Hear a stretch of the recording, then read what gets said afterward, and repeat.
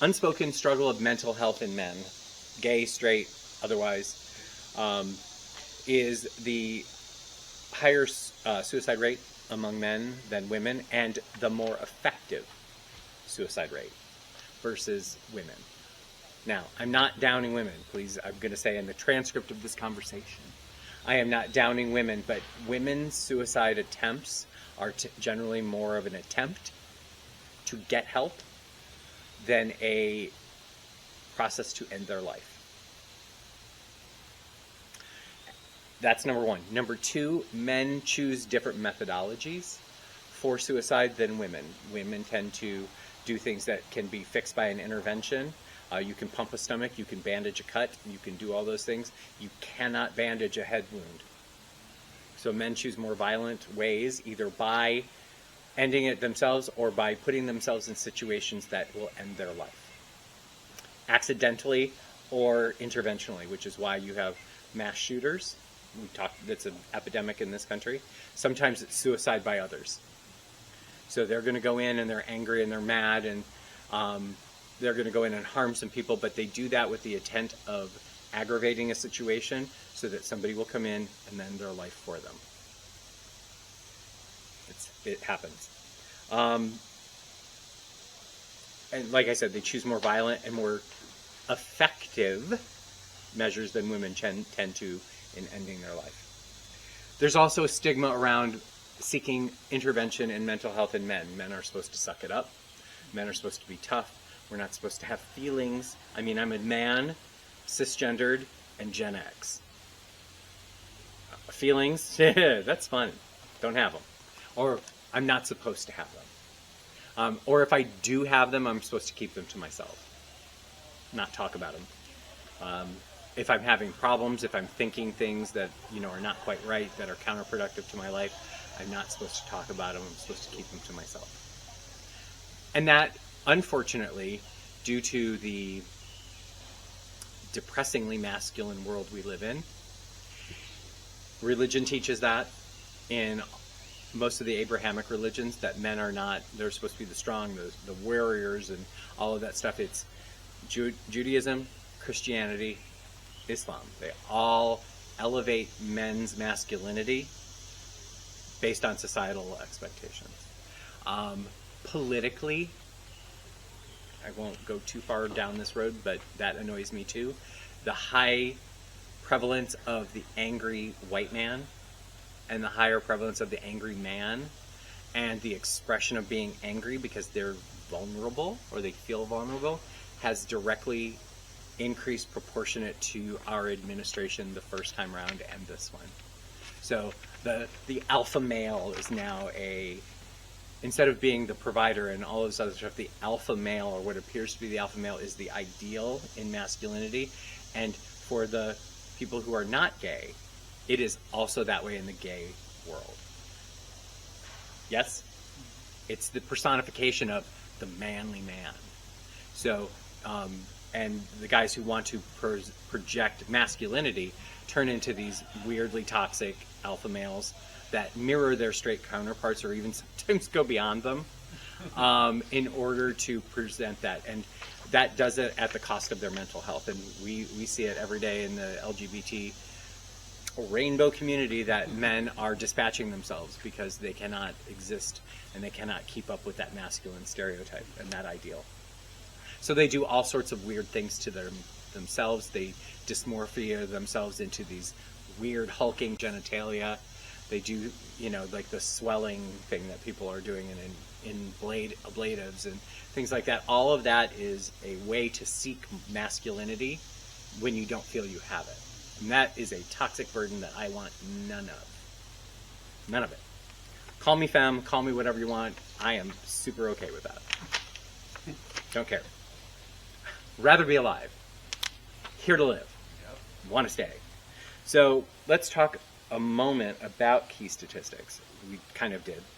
Globally, men are approximately 3 to 4 times likely to die by suicide than women. In the U.S., nearly 80% of suicides attempts and effective suicides are men. And I consider myself post-middle age. My husband thinks we're middle-aged, and I'm like, how many 110-year-old men do you know?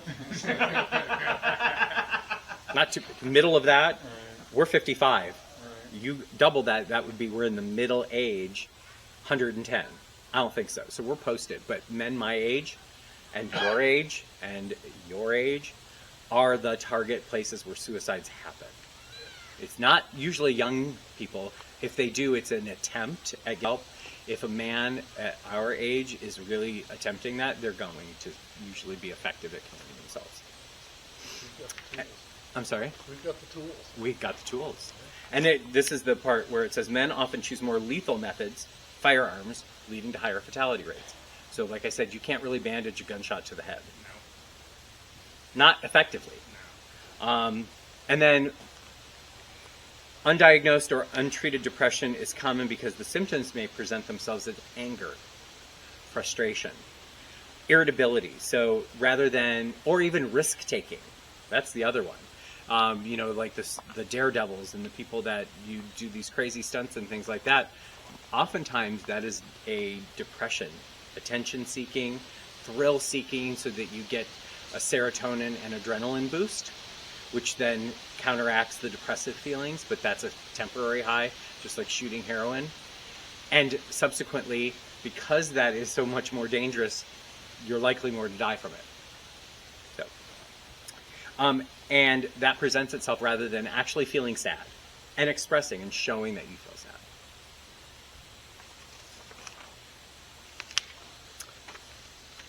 And then the stigma. We've talked a little bit about it. Only about 40% of men with mental health challenges seek help. So you got 80% of the suicides, and only 40% of that population are going to get help. So half of them. It's sad. In comparison to about 60+% of women. So this is where women have men at an advantage, tend to be more in touch with their emotional health, and will seek intervention more readily because it is significantly more permissible in our society for women to seek help for mental health challenges. And then societal conditions teaches men to tough it out, reducing early intervention, and that lack of help and the lack of support within a male community. Parents. I grew up really without too much of a male influence in my life. So I never had a father figure to really look up to effectively. My grandfather was spectacularly mentally ill, the man who raised me, and my father was incredibly absent. So I was raised by women for the most part, and then on my own at 17. So because men are not present usually in their children's lives as much, we're not teaching them how to be men gracefully, or not teaching them how to be men effectively.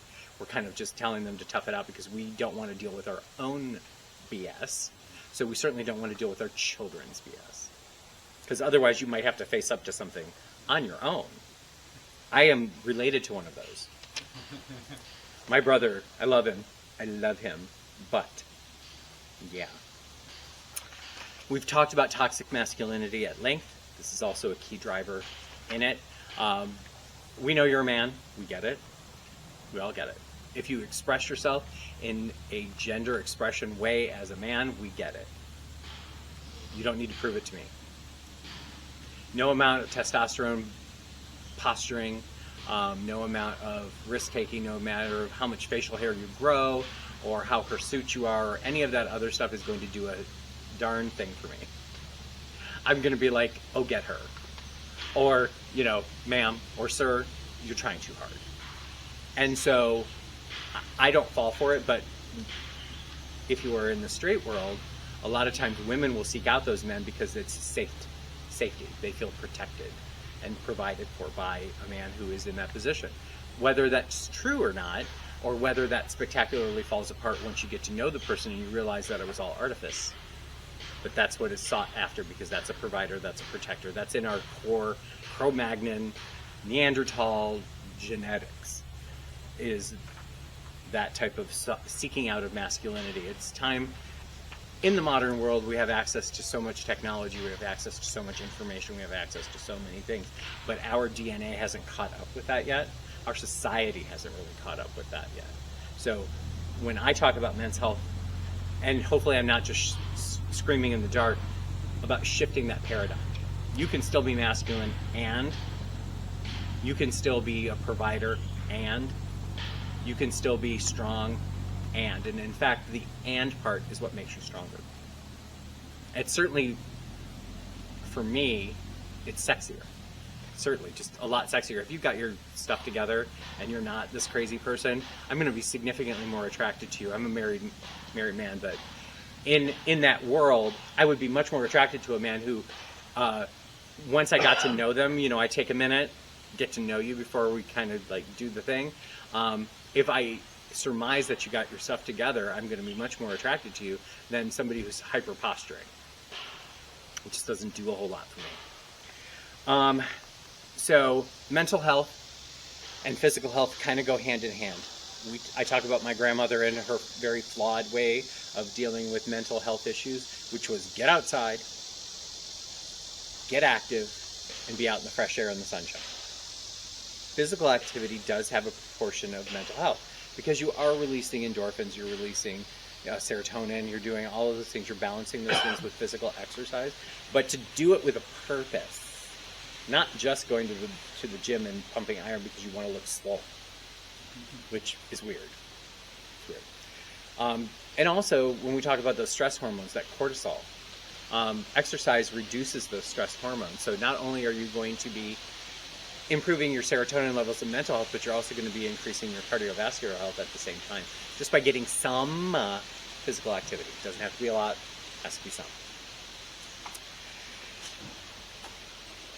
And I say take a realistic approach to your exercise. One of the things that I do is that twice a week, weather permitting, is that I go to my garden, which is a separate space from my house. It's a mile away from my house. From April till November, twice a week, because I go there twice a day, is I don't drive. I'll either walk the mile or I'll get on my bike and ride the mile. Easy. That is an easy 2-mile ride. It gets my heart rate up because it's sweaty in August. So it gets my heart rate up. I sweat. I produce those serotonins. I'm also doing some fantastic stuff for the environment by not adding to the petrol, exchange in the world. But I'm also getting some exercise. But if you're creating those low barrier things to getting exercise, it's easier.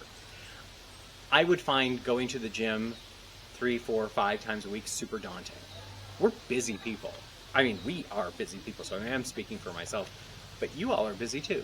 You all have lives, you all have jobs. Adding an hour or two to every day and not being with your family and not being with your loved ones and not doing the things that you like because you have to go to the gym seems like more work instead of something enjoyable. So if you can trade out and do something enjoyable that is and